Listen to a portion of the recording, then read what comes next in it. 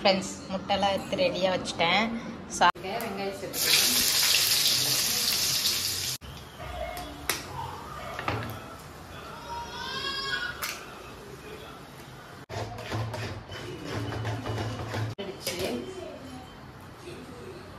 கொடுத்தாங்க.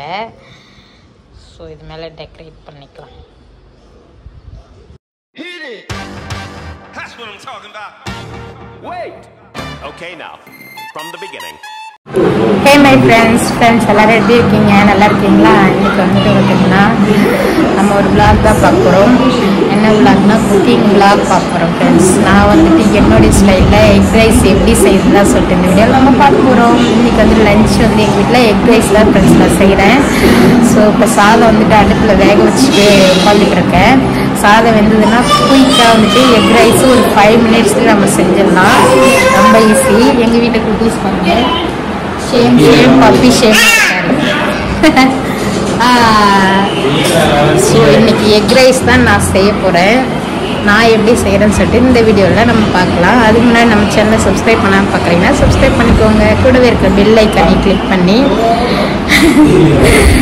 அப்போ தான் என்னுடைய நோட்டிஃபிகேஷன் உங்களுக்கு கொண்டே வந்து சேரும் ஃப்ரெண்ட்ஸ். வாங்க வீடியோக்குள்ளே போகலாம். ஃப்ரெண்ட்ஸ் முட்டைலாம் எடுத்து ரெடியாக வச்சுட்டேன். சாதமும் வந்து ஆற வச்சுருக்கேன். இப்போ இதில் வந்து கொஞ்சம் உப்பு சேர்த்து மிக்ஸ் பண்ணி வைக்கலாம் வெறும் சாதத்துலேயே. அப்போ தான் நம்ம செய்யும் போது கொஞ்சம் நல்லா உப்பு வந்துட்டு குறைச்சி fried rice egg fried rice வந்துட்டு கொஞ்சம் சூப்பராக இருக்கும். கொஞ்சம் நேரம் அப்படியே ஆறட்டும் ஃப்ரெண்ட்ஸ். அப்புறமா நம்ம ஸ்டார்ட் பண்ணிடலாம் எக் ரைஸ் பண்ணுறதுக்கு.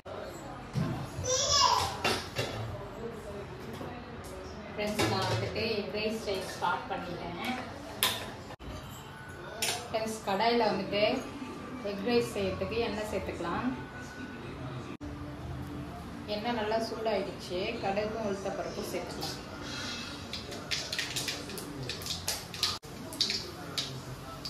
கடுகு வந்து நல்லா பொரிஞ்சிடுச்சு. நம்ம கட் பண்ணி வச்சுருக்க வெங்காயம் சேர்த்துக்கலாம். கூடவே பச்சை மிளகாய் பொடிசாக கட் பண்ண பூண்டு சேர்த்துக்கலாம். கருவேப்பிலை சேர்த்துக்கலாம்.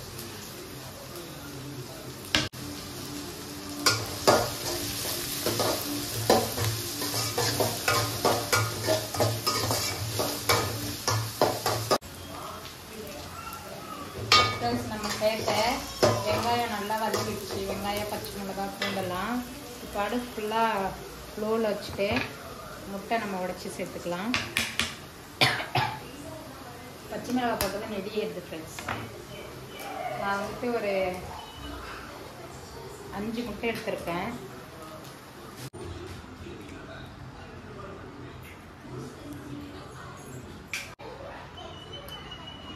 ஃப்ரெண்ட்ஸ் இப்போ இது கூட மஞ்சள் பொடி சேர்த்துக்கலாம். சேர்த்துட்டு நம்ம அப்படியே மிக்ஸ் பண்ணிவிடணும்.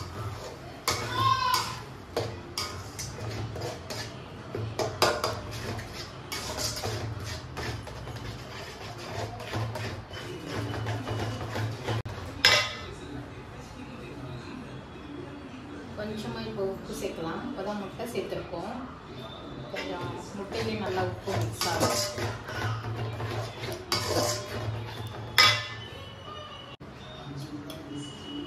ஒரு 1/2 ஸ்பூன் அளவு மல்லித்தூள் சேர்த்துக்கிறேன்.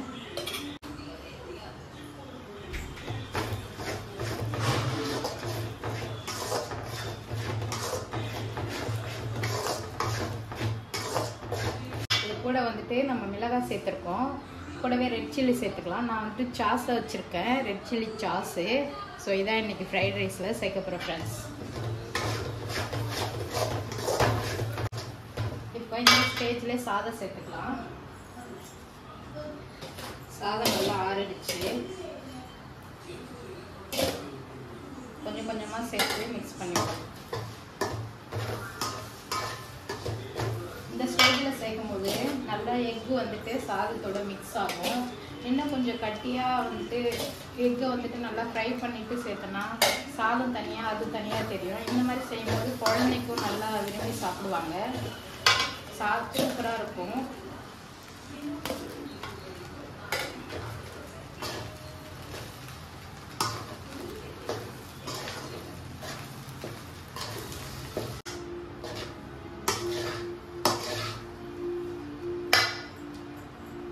இப்போது நம்ம ரெட் சில்லி சாஸ் சேர்த்துக்கலாம்.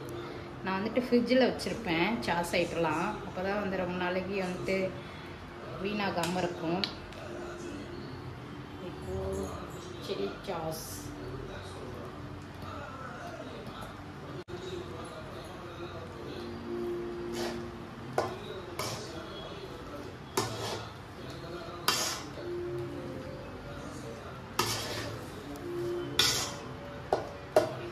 சேர்த்து நல்லா மிக்ஸ் பண்ணி விட்டுக்கிறேன் நான். ஃப்ரெண்ட்ஸ் எக்கு எல்லாம் ஃப்ரெண்ட்ஸ் சாதம் சூப்பராக ரெடி ஆயிடுச்சு. Fried rice, egg fried rice. இதில் வந்து எக்கு தனியாக உங்களுக்கு காமிக்காது. ஏன்னா நான் வந்துட்டு கொஞ்சம் எக்கு நல்லா வந்துட்டு வேகத்துக்கு முன்னாடியே சாதம் சேர்த்தனால சாதத்தோட நல்லா மிக்ஸ் ஆகி தனித்தனியாக பிரித்து காமிக்கல பாருங்கள். இது செம்ம டேஸ்ட்டாக இருக்குது. உப்பு எல்லாமே கரெக்டாக இருக்குது. இல்லை ஃபைனலாக நம்ம கொத்தமல்லி தழை வந்துட்டு மிக்ஸ் பண்ணிக்கலாம். அடுப்பு வந்துட்டு நான் ஆஃப் பண்ணிக்கிறேன்.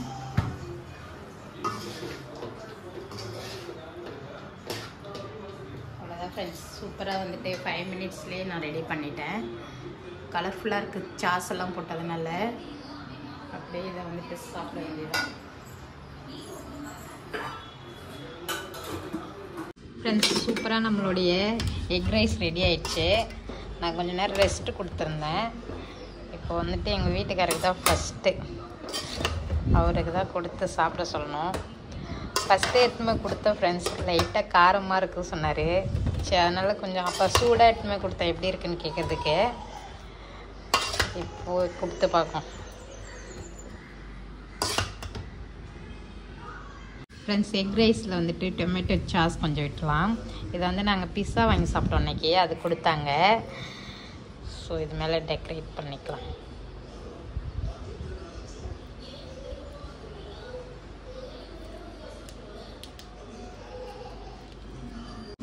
ஃப்ரெண்ட்ஸ் இப்போது எங்கள் வீட்டுக்காரர் கூட சாப்பிடுவார். மழைச்சாறு, இது டொமேட்டோ சாஸு.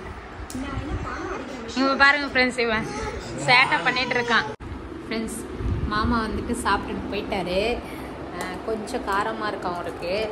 எது செஞ்சாலும் அவர் ஃபஸ்ட்டு காரமே இல்லாததான் சாப்பிடுவார். சாஸ் ஏன் சேர்த்தேன்னு சொல்லிட்டு கேட்டார். சரி வீட்டில் சும்மா தானே இருக்கு அப்படின்னு சொல்லிட்டு தான் நான் சேர்த்தேன். லேஸாக வந்து காரம் மட்டும் இருக்குது சொல்லியிருக்காரு. நம்ம சாப்பிட்டுப்போம்.